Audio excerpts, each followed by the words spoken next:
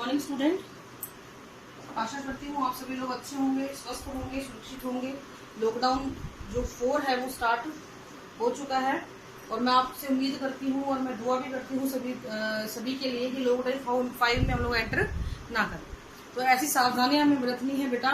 Virus खत्म नहीं हुआ है, ये खत्म नहीं होगा जल्दी से। इसका मतलब ये नहीं है कि लॉकडाउन सरकार ने खोलना शुरू कर दिया, रियायत देनी शुरू कर दी तो हम उसका फायदा उठाना शुरू करें। जरूरत हो तो ही घर से बाहर निकले, बिना वजह बाहर ना निकले। कि कोई काम अगर एक दिन पे टल सकता है तो उसको टाल लें आराम से, कोई दिक्कत नहीं है, लेकिन फ्रीक्वेंटली बाहर की विजिट ना करें। लॉकडाउन खुला है, वायरस खत्म नहीं हुआ है, तो safety first. Okay, now today we will discuss about the topic जो आपका है आज का, क्रोमोसोम है और राइबोसोम, हम दोनों को ही लेके चलेंगे। First of all will discuss about the chromosome.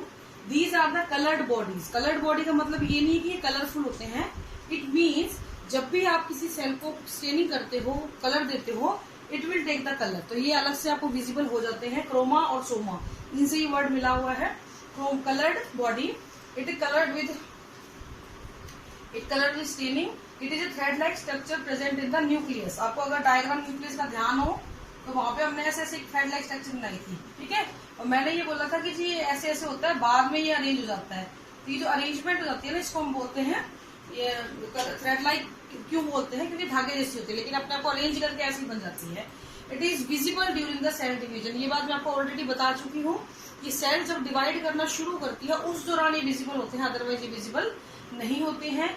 These are known as the heredity vehicles. क्यों इनको हेरिडिटी व्हीकल्स कहा जाता है?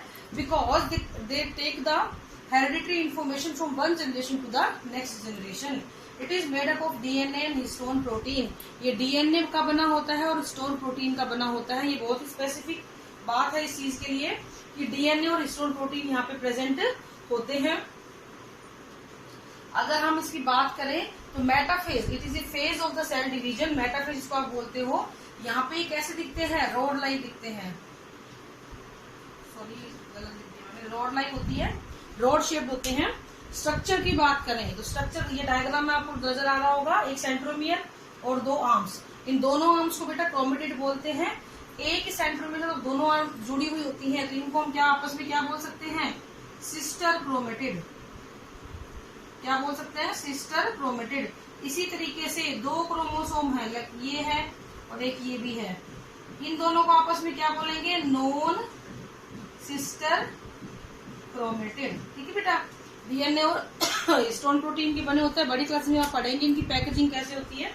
अभी आपके इतना ही बहुत है। स्ट्रक्चर के बारे में बात करें तो ये जो आर्म्स है, दोनों डीएनए हिस्टोन प्रोटीन के, ये सेंटर में इन दोनों को अटैच किया हुआ रहता है। ये दोनों की दोनों arms side by side parallelly एक दूसरे के साथ चल रही होती हैं। Now we will discuss about the types of chromosome. कितने तरीके के क्रोमोसोम पाए जाते हैं?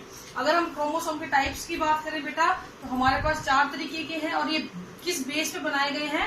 On the basis of position of the centromere. Position कैसी है सेंट्रोमियर की, उस हिसाब से इसको बनाया गया है।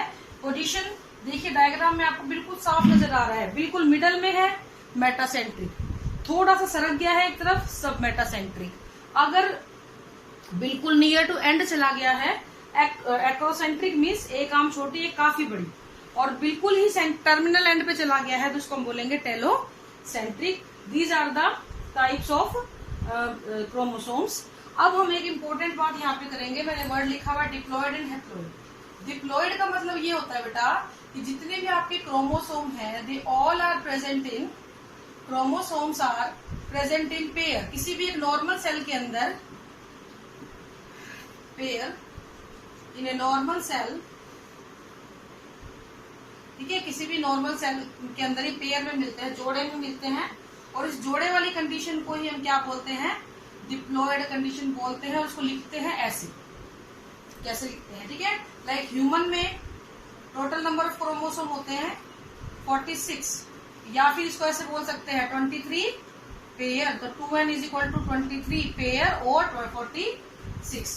ड्रोसोफिला की अगर हम बात करें, ड्रोसोफिला फ्रूट फ्लाई होती है, 4 होते हैं, तो 2n is equal to 4।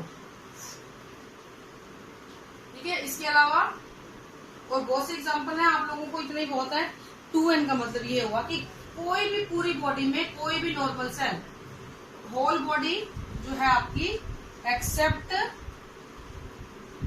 Germinal cell, यानी कि गैमीट्स, जर्मिनल सेल और गैमीट, ठीक है। गैमीट्स को छोड़ दे। ये क्यों ऐसे होते हैं बेटा? ये होते हैं बेटा हैप्लॉइड। गैमीट्स कैसे होते हैं? हैप्लॉइड।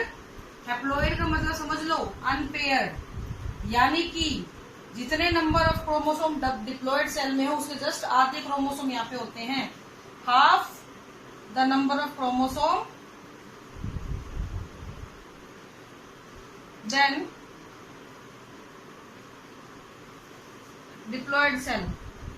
अगर मैं बोलूं ह्यूमन के एक नॉर्मल सेल के अंदर डिप्लॉइड सेल, नॉर्मल सेल मतलब डिप्लॉइड है, 46 क्रोमोसोम है, तो उसके स्पर्म में कितने होंगे या अवम में कितने होंगे? ये दोनों के दोनों क्या है बेटा? गैमीट्स हैं। ये हैप्लॉइड होते हैं हमेशा, तो इसमें होंगे 23 क्रोमोसोम। ऐसे ड्रोसोफिला, अगर उसकी 2n नंबर कितने इक्वल टू 4 है तो n कितना होगा? 2 होगा। तो बेसिकली 2n नंबर जो होती है उसको ऑफ कर दो तो वो आप पे हैप्लॉइड नंबर आ जाता है। अगर इसके फंक्शन की बात करें क्रोमोसोम की, तो फंक्शन आपको इसको बता चुकी हूँ। ये हेरिडिटी इन्फॉर्मेशन को कंटेन करते हैं, एक जनरेशन से दूसरी जनरेशन तक इन्फॉर्मेशन को ले जाने का काम भी करते हैं। ठीक है बेटा, अब हम बात करेंगे राइबोसोम की। छोटा सा टॉपिक है, इसी के साथ मैं कंक्लूड कर दूंगी इसको। राइबोसोम, इसका सबसे कॉमन चीज डिस्कवर्ड बाय पेलाडे, तो इसको हम पेलाडे पार्टिकल भी बोल देते हैं। और ये जो है protein factory of the cell कहलाता है। Protein factory of the cell, cell की प्रोटीन फैक्ट्री ये कहलाता है, क्योंकि ये वो जगह होती है जहां पे प्रोटीन बनाया जाता है। ये स्फीरिकल स्ट्रक्चर के होते हैं, स्फीरिकल शेप के होते हैं और विदाउट मेम्ब्रेन स्ट्रक्चर हैं, इनमें मेम्ब्रेन नहीं पाई जाती है। ये साइटोप्लाज्म में मिलते हैं, freely present in cytoplasm, freely या फिर अटैच्ड। अटैच्ड किससे? एंडोप्लाज्मिक रेटिकुलम से। आपको अगर याद हो न्यूक्लियस के अंदर हमने छोटे छोटे डॉट बनाए थे ना, उसको RER लिखा था, तो वो होते हैं। साइज की बात करें तो 150 से 250 आर्मस्ट्रॉन्ग तक होता है। सॉरी। नेक्स्ट इसकी अगर हम बात करें, अगर इसकी जो साइज है वो डिटरमाइन कैसे करते हैं? डिटरमाइन बाय द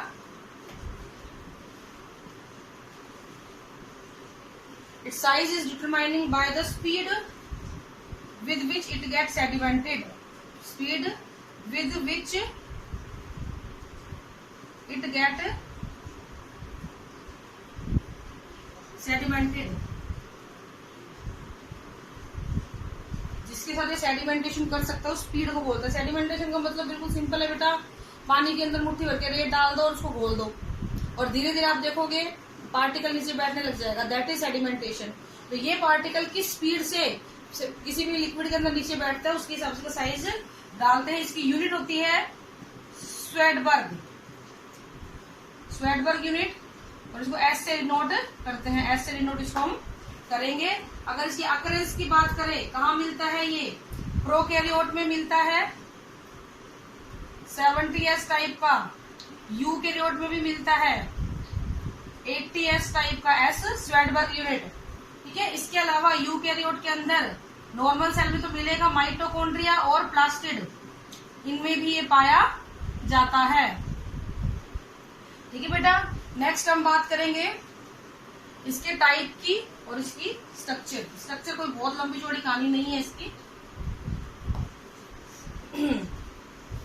टाइप्स दो तरीके के मैं लिख चुकी हूँ, 70 और 80, दोनों को साथ साथ लेके चलेंगे। 2 सब यूनिट से मिलके बना होता है ये, 2 सब यूनिट होती है, इसकी भी 2 होती हैं, लार्ज और स्मॉल, 50s 30s। अब आप लोगों को लगेगा मैडम की तो कैलकुलेशन ही गलत है ना, लेकिन बेटा ये अलग अलग यूनिट की सेडिमेंटेशन रेट अलग होगी।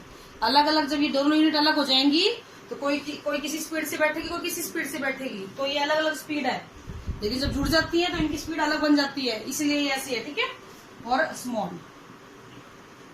ठीक है, तो इस तरीके से डायग्राम अगर मैं बनाऊं तो लार्ज सब यूनिट और स्मॉलर सब यूनिट, देखिए जरा ये लार्ज है और ये स्मॉल है, तो यूकैरियोट और प्रोकैरियोट की, और ऐसे स्मॉल यूनिट ये वाली इसकी और ये वाली इसकी।